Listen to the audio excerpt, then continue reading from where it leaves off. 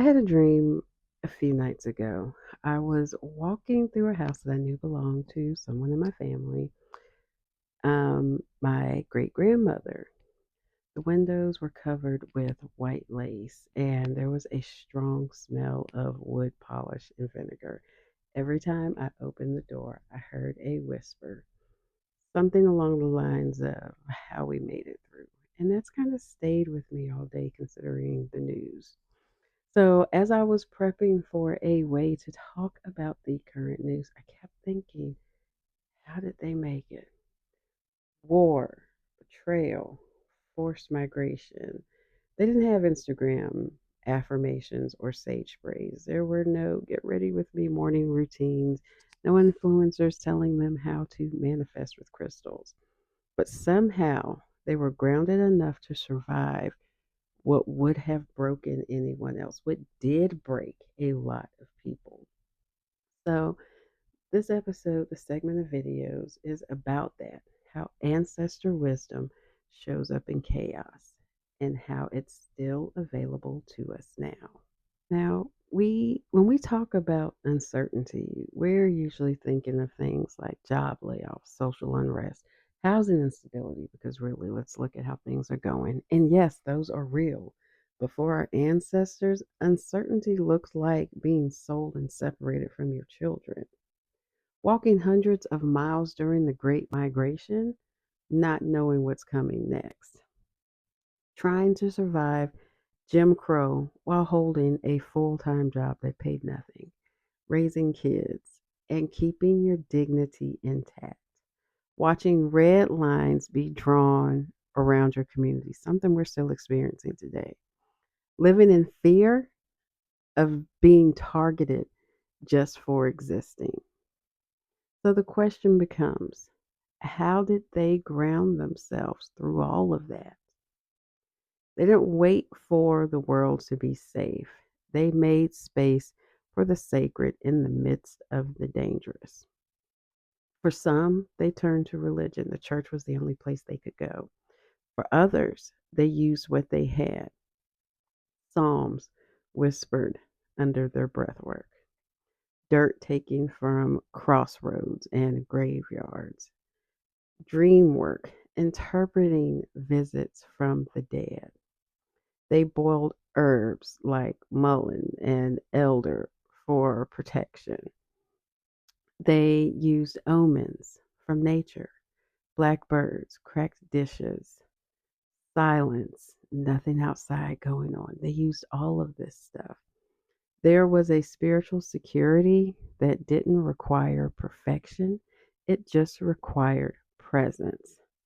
And they were present even in the storm. Y'all have to forgive me, my camera keeps moving. But one of the things that I've noticed, especially when the world feels loud, is that our dreams start to change, right? You start dreaming of elders, maybe folks you never met. You feel urges to cook food your grandmother made. You wash your floors with vinegar. You play old music, sit in silence. These aren't just mood swings or anything of the such. You're not just feeling nostalgic or reminiscing. These are messages. Your ancestors don't always speak in words. Sometimes it's a dog barking at a specific time every night. It could be a bird you haven't seen in years showing up on your window, an insect in your home that keeps coming back. It's not always a monitoring spirit, a phrase overheard in the store that just hits you right here in your chest. These are all forms of ancestral communication. They're not spooky, it's not fantasy. It is just your past over loved ones trying to get your attention. It is remembrance in motion. And you don't need to chase these signs. They find you. You just have to pause long enough to notice. And what our ancestors did, they had time to notice. They weren't distracted by scrolling every couple of minutes or the latest trend. They didn't have a TV to constantly flip through to see what was happening next. They paid attention to what was going on the outside. They paid attention to their dreams, and that's how they knew how to prepare and make their next moves. And this is something that a lot of people are going to be called to do, whether it's the economy, whether it's you have family members or children who are in the service. You need to start going inward, developing that discernment and that intuition so that you can prepare for what happens next. So let's talk about how you can do this. Let's um, talk about using ancestral offerings as a stabilizer. Sorry, I had to gather my thoughts for a minute. So, when you're feeling ungrounded, when you feel like things are uncertain, the question isn't how do I fix this or fix the world, because that's what we're talking about. The question is, how do I remember I come from people who already survived the worst? That's where offerings come in, not because they're trendy, but because they bring you your feet back to the ground. They get you in touch with those people who already survived this. So you want to start with water, nothing fancy, just a clear, full glass of water. Read Psalm 121 out loud if you feel led. I will lift up mine eyes to the hills from whence cometh my help, excuse me. Then you want to light a candle. Sit with it. Don't talk, don't ask, just sit and listen. These acts stabilize your spirit because they remind you you are not the first in your bloodline to go through this, obviously, because you're here. You are someone's answered prayer. And that water, that light, that is how they hear you. I want to repeat that verse one more time. Psalm 121. I will lift up mine eyes until the hills, from whence cometh my help. And I also think about the song, what is it? Total Praise. Lord, I will lift my eyes up to the hills, knowing my help comes from you. Your peace you give me in times of the storm. And you all know the rest. I'm trying not to break out into song. You are the source of my strength, the strength of my life. I lift my hands in total praise to you. So yes, especially if you know you have a grandmother or someone who loved that song, that would be perfect to use. But that verse, let that play, that will allow you to really get into the space to receive messages to you from your ancestors. So, if you're new to this, it may be really hard to get to a point where you can sit and listen and discern a divine messages being sent to you. So let's just do a quick run through of how to create a sacred listening practice. And this is going to be great for clearing your mind. You don't have to be a medium, you don't have to be a mystic or a psychic. You just have to get into a quiet enough space to hear what is already there. It involves quieting your mind. So, first, you're going to want to write down a few questions in your journal. What do my ancestors want me to see right now? What is, trying to change in my life right now? What am I clinging to that's already dead? What did my people survive that I am being asked to heal from? Then you're going to want to sit with these questions.